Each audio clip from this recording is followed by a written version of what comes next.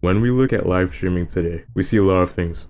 We see people getting paid thousands, sometimes millions, just to sit and entertain viewers. People like Kai Cenat or XQC are able to afford a lavish lifestyle just by being authentically themselves and entertaining hundreds upon thousands of people. Core parts of streaming, like gaming, are becoming outdated, and while video games are still a part of streaming, streamers found out it pays more to be an influencer rather than a gamer.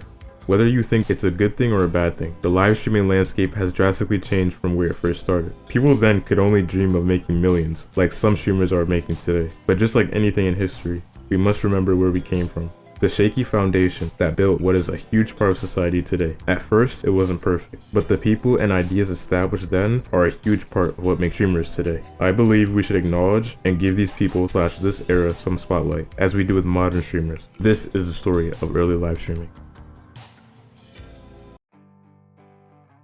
You may think the invention of a live stream on the internet began sometime in the early 2000s, but it actually goes way farther back than that. The first live stream was in 1993, where employees of the S.W.A.K company used their new technology to live stream a concert on M-Bone, where people could watch and support in real time. This concert was from severe tire damage. They live streamed some smaller concerts after that, but they had no idea what they just started. While the live stream wasn't that known, it caught a few eyes. One of those eyes was Real Network. Real Networks is a tech company formed by Rob Glaser and was pivotal in the rise of live streaming. Real Networks specialized in political content before this, back when they were known as Progressive Network. But after seeing the revolutionary concept they had in front of them that nobody was really using, they switched their entire focus. They figured out how to live stream rather quickly, and instead of live streaming a concert or a music gig, they did something revolutionary. They streamed baseball games.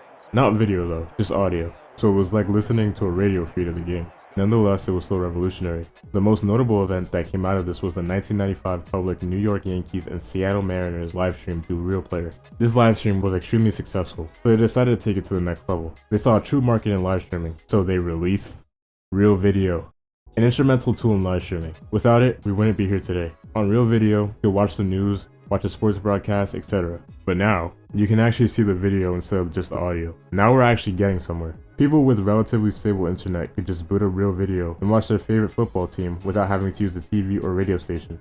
It wasn't only for just live streaming too. It could also play back video files and movies that you saved on your computer. But we're not here for that. The point is, this was a revolutionary invention that opened the internet's eyes to the possibility and potential of live streaming. While it was somewhat popular, it could never catch on with people in the outside world who didn't really use computers all that much. This would change with the strange event that occurred in 1999, involving a figure you may all know.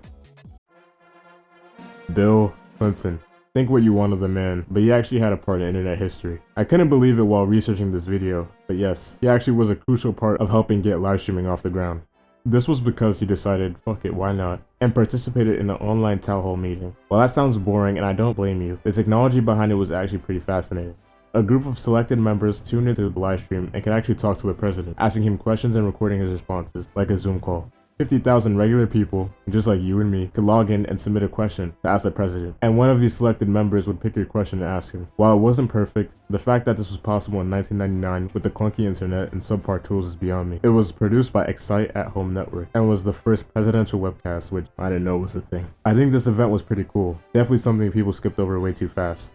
So whenever you see people live streaming on Twitch, you can thank Mr. I did not for that. If you've been paying close attention, you probably noticed something. These tools and companies did not let you live stream content. Anybody being able to create and live stream what they want is an essential part of live streaming today. Only they could stream content, and most of the time, it was just ripped from TV stations. Could you imagine if Twitch was just full of companies and news stations? We have to go back in time for the first true user live stream. The Trojan Coffee Can. Considered the first true live stream, it was a simple test started in 1993 that filmed the coffee pot so that people would know if it was empty or not. It was only accessible to people in the University of Cambridge campus, but it was later made available for everyone on the internet to see. Even though the live stream was very bare bones and didn't do that much, it was still seen as a revolutionary concept. This live stream would later inspire Jenny Cam, which was the first actual live stream with a person in it. She would invent two things with her live streams, live casting and cam girls. All she did was live stream her life through an image per 3 minutes. This does mean that she recorded herself having intercourse and her changing, partially why Jenny Cam was so popular. She even did strip teases and other nude events, which made her site gain even more popularity, attracting 4 million views daily. I won't even lie, the concept reminded me a bit of the Truman Show, probably inspired, but anyways. After Jenny Cam, there were a couple of other side projects, but nothing really happened from 2003 to 2007. But in 2007, a revolutionary site would begin, a site that would change the face of live streaming forever. You may all know it today, but back then it was just known as... This is the story of Justin Kan. Justin Kan was born on July 16, 1983. He attended Yale University and got extremely bored one day. Inspired by Jenny Cam, Emmett Shear, Michael Sabo, Kyle Vogt, and Justin would get together and decide to start a live casting site focused on Justin. He put a camera on his baseball cap, so it wasn't just limited to his bedroom or coffee pots. No, he went everywhere with the camera. The camera setup created by Kyle Vogt was genius. The livestream would soon attract major attention, picking up news articles and even some interviews with the Today Show. But Justin and the other three had bigger plans. They needed a brilliant plan that would launch the site even further into stardom. They had an idea that would shock the internet. Why not allow everyone to stream? Why not make streaming accessible to everyone and host their live streams on our site, free of charge? In summer of 2007, he stopped live casting and rebranded Justin TV into a network of live streams. However, the public couldn't make accounts yet, as Justin and the other staff members had to gradually add people to the network. People like iJustine, who you may know as she has 7 million followers, started on Justin.tv. The site would gain a huge boost in popularity, but Justin wasn't done yet. Eventually, on October 2nd, 2007, he added the ability for users to broadcast themselves.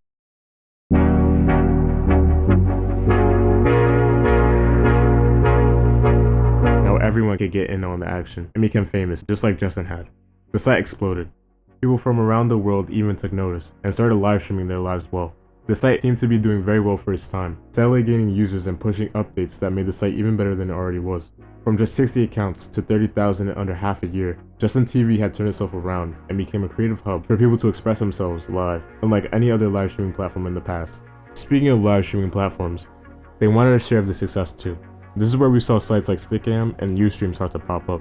They were basically clones of Justin.tv, nothing really unique about them, but they still had their success. And with success comes controversy. Some of these incidents, like hacking or doxing, had traces back to even Jenny Cam, but it became even more rampant on Justin.tv with the amount of users on the site. The first incident involved him. When Justin.tv was just Justin live streaming himself to an audience, the users watching, engaging in the stream liked to play pranks on him. Some of these pranks would be the birth of more malicious activities, such as swatting.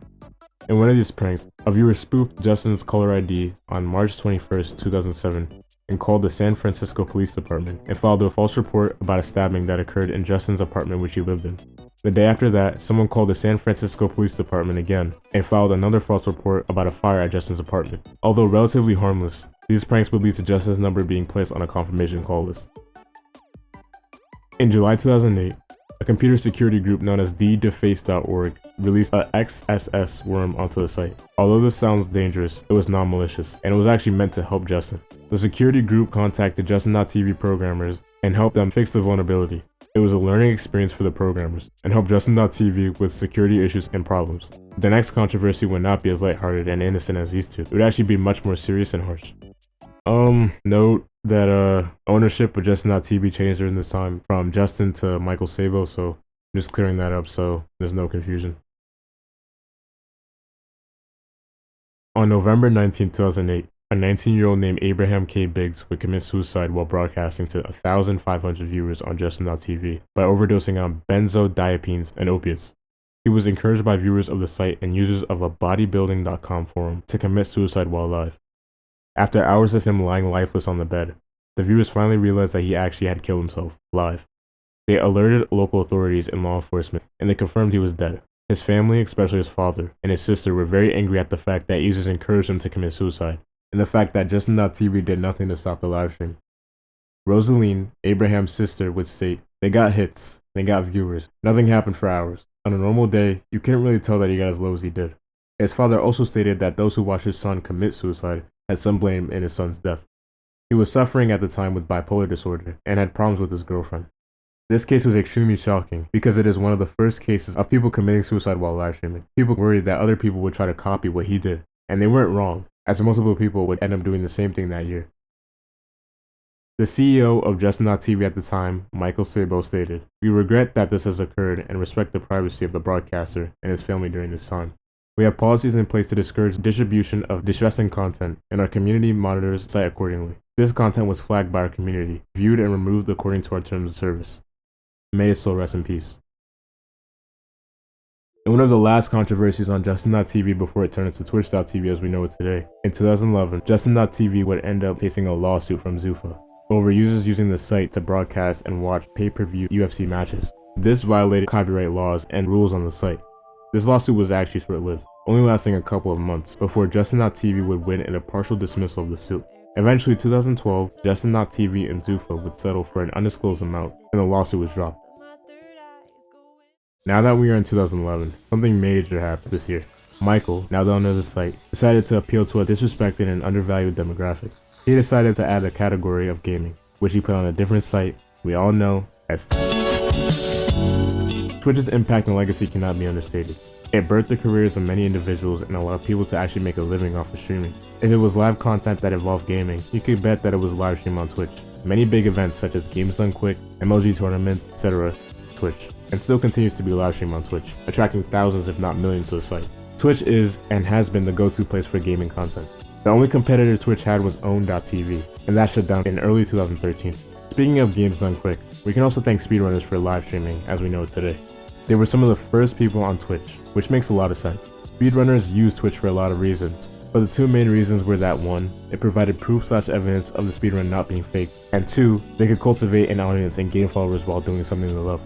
Doing something you love is what brought a lot of people together to Twitch, not just speedrunners. Pro gamers and organizations were also some of the first people to get on Twitch. The Halo competitive scene especially was massive on Twitch. It gave people who were interested in the pro community of games like Smash, Halo, World of Warcraft, etc. a place to watch and support their favorite gamers. People like Trihex, Ninja, Sodapoppin, Summit 1G, Hafu, Syndicate, Stroud, Lol Tyler 1, etc. all built Twitch to where it is today. While Twitch wasn't perfect, and it had its flaws/drama, like the Remove Heart incident, it remained and surpassed Justin.tv, eventually becoming the default site in 2014 instead of Justin.tv. This is where I'll stop because we all know what happened after. Twitch thrived and peaked in 2018 with millions flocking to the site. Twitch would eventually be bought by Amazon, building the site to where it is today, blah blah blah. I just think it's interesting how so many people forgot the rich history and lore behind Justin.tv and live streaming as a whole.